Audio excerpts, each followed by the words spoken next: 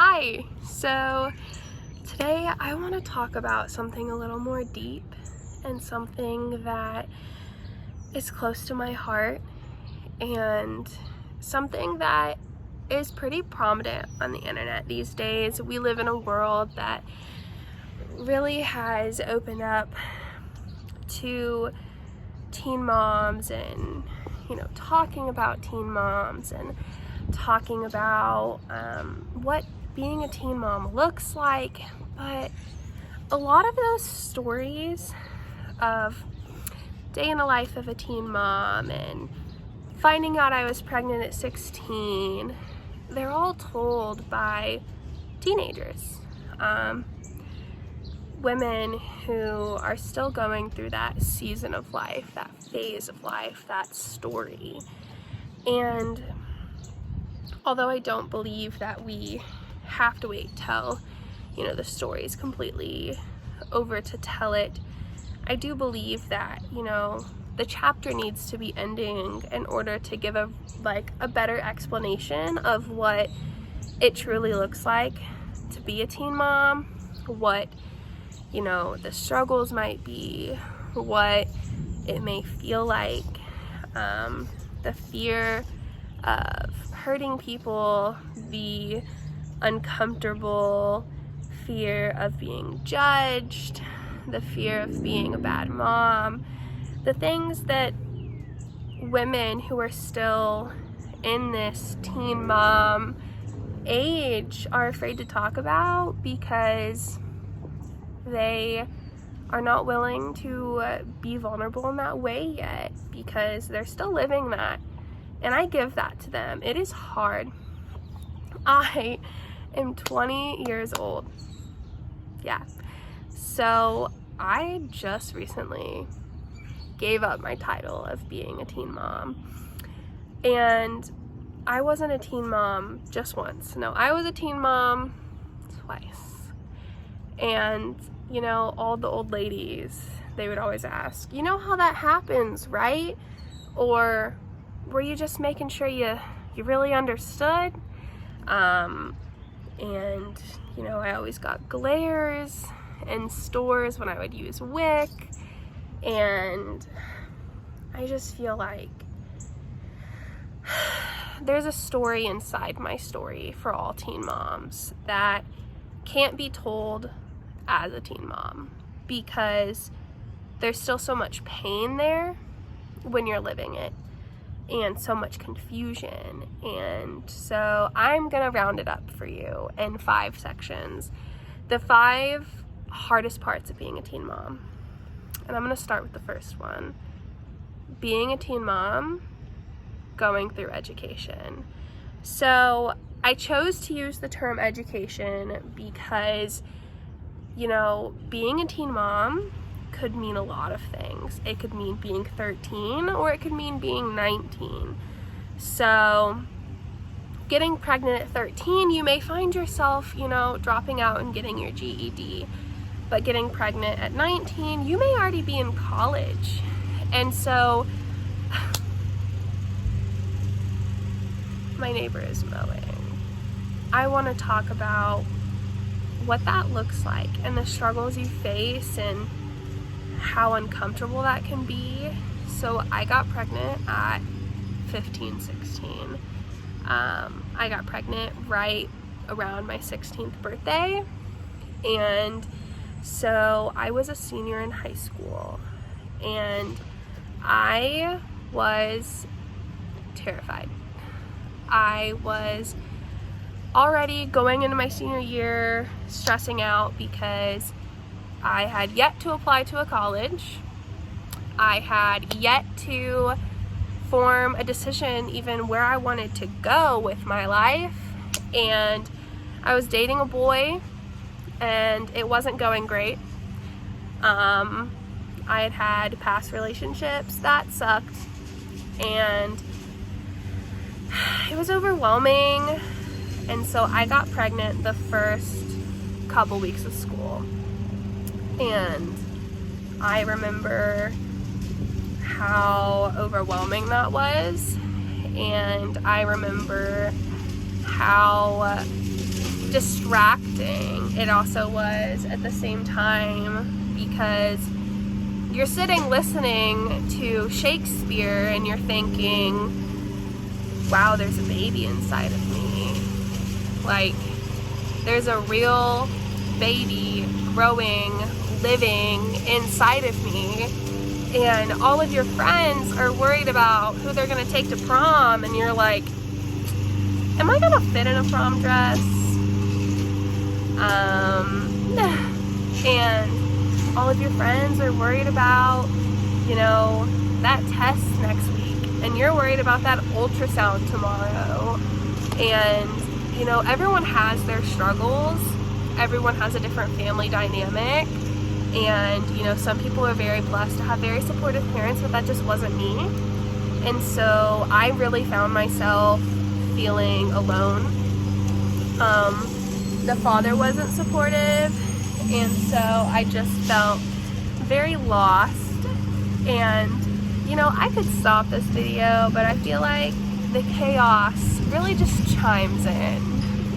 So, you know, whether you're 13 or whether you're 19, education really is super complicated when it comes to being pregnant. I'm sure that that decision to drop out of school is really hard. And I'm sure that when you make that decision, you have doubts and you have fears and you regret it, and maybe you don't regret it until you're 25. Maybe you miss that you didn't get a high school experience, but let me tell you, it's not everything you think it is. I had the high school experience, and I could have gone without it, really could have, but it gave me a baby. So I think that in a world full of pain and suffering, there's so much light that we refuse to see because we're so sheltered in this darkness. And so the second topic I want to talk about is any kind of like medical, you know, going to the doctor for yourself, going to the doctor for your child, birth, just rounding up that whole topic. So I got pregnant 15, 16, and I had to go to the doctor by myself, and I had to go to ultrasounds by myself, and I was 16 years old, barely 16 years old, you know, making adult decisions. And there was no one sitting next to me to be like, hey, is this cool? Like, is this the choice I need to make? It is intimidating. And I will tell you that the amount of disrespect you will get as a teen mom from adults who think that you are ignorant or childish or immature is unthinkable. But in that same conversation, that same hum of fear of what do you do in that situation, just know, like, there are some nurses in there who have been you, and you'll never forget them. You'll never forget the nurse who held your hand at 3 a.m. when you just popped out a baby, when you're sitting there all alone, and tells you, like, it's okay. It's okay to be scared, because there's a mom next door who's 29 who's more terrified than you. There's a mom down the alley who is 21, married, planned this baby, and can't even look at her baby. You are doing an amazing job, and your age is not a deciding factor. I promise. I promise. And I had a baby at 16 and I had a baby at 19. And I will tell you that it doesn't matter. It doesn't matter if you're 16 or if you're 19. If you look like you're scared, they treat you like you're scared. And I really found that to be hard. I was 19 years old and just had a baby, and I had a lot of complications, and I was really hungry and tired and frustrated and in pain. And the nurse looked at me and she said, "Oh, don't worry. I know how to deal with teenagers."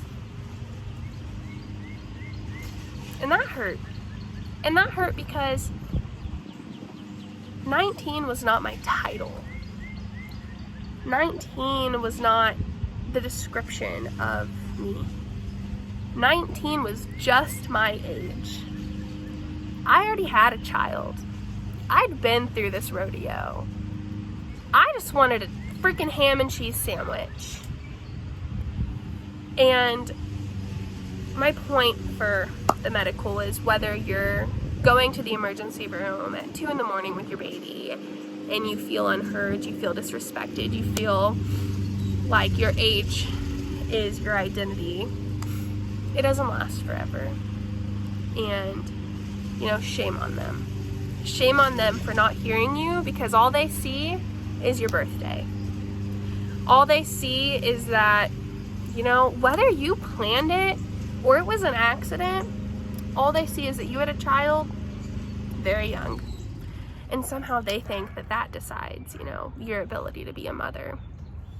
And I'll tell you that, you know, you can be 25. You could have planned that baby.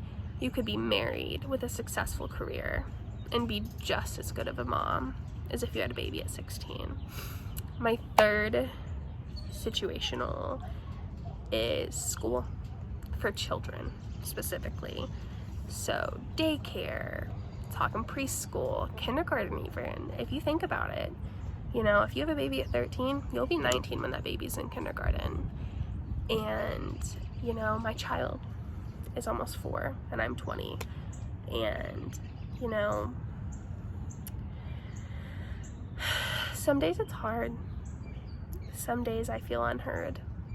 Some days I feel like my words don't matter and my thoughts don't matter when it comes to telling babysitters things.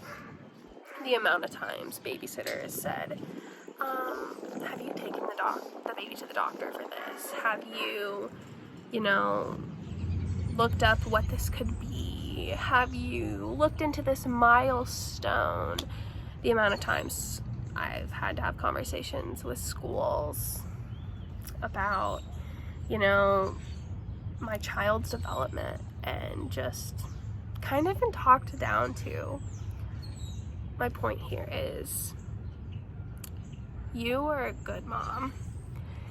And if you're sitting at home and you're teaching your kid colors and you're playing and you're giving your child that investment and that time and that love and cherishing them, you're giving them such an amazing start. And it doesn't matter that Susan, the head teacher at the preschool your kid attends, looks down on you. It doesn't matter that when you drop your kid off at kindergarten, you get dirty looks from, you know, the mom who's 27 and owns 6 businesses. It doesn't matter. It doesn't matter. Because at the end of the day, your kid is getting so much love and compassion from you. So my fourth and nearly final point is parenting. I just recently have gotten over this hump that my age determines my ability to be a parent. My age determines my ability to make the hard choices for my child. And fuck that. Because my child is brilliant and smart and capable and curious, and my ability to teach her and my ability to make her an amazing human is outstanding. I am just as capable of teaching her A, B, C, D, E, F, G as Susan. I am just as capable of teaching her compassion as anyone else, especially because I have felt the lack of compassion from others. So I know how badly the world needs compassion. So stop telling yourself you're doing it wrong. Stop telling yourself that you're too hard or you're too easy or that you spoil your kid. It doesn't matter. I don't care if your kid has 27 Barbies or 2. Do they love those Barbies? Do they play with those Barbies? Do they love their playgrounds? Do they love their toys? Do they love you? Do they love the quality time they're getting with you? Okay, that's what matters. And my final, the biggest point I want to address is being a parent who may not have their significant other. And this could mean a lot of things. You know, maybe you are 18 and you got pregnant in a one-night stand and immediately after, you know, got in a relationship with a woman and then that fell apart and you guys co-parent. Maybe you got pregnant at 13 with a boy that's a boy who's not ready to be a man. Or maybe you got pregnant at 16 with the boy you were dating that you thought you cared about. And now you're 20 with a 4-year-old and you're no longer together and you haven't been in 4 years. Because no matter what it looks like, any family that feels broken is just Play-Doh. And I know that sounds crazy, but listen, we're all moldable. We all have the ability to be amazing. We all have the ability to be awful. You can be an awful person, but is that what you want to be? And stop telling yourself at 3 in the morning when your baby is crying that you are incapable of loving your child to the ability you feel as if you should because you don't have that other person. Stop telling yourself that you can't do it. Stop telling yourself that just only if this, you know, other parent did their part, it'd be easier. Stop. Because I don't believe that that's true. I don't believe that, you know, that other parent, if you guys aren't together, there's a reason. And would your child be happy to have to watch that? Would your child enjoy whatever it was that separated you? Was it fighting? Was it drugs? Was it arguments? Was it cheating? Was it death? Whatever it was, your child is going to be so grateful that you were able to step away from that situation. And being a single parent is not the end all be all. It's not the end of the world. It's not this thing that's incapable. You are so capable. And you have so much to offer the world. Even if you're 17 with a child, doing it on your own, rocking it alone, applying for college, even if you dropped out and you work at McDonald's, because you know what? McDonald's is a job. McDonald's is you trying. McDonald's is a place you can make a career out of. Stop putting so much pressure on yourself and go be a mom or dad and just walk away, man. Like, whoever it is in your life that hurts you, walk away. You don't need them. Okay, have a good day.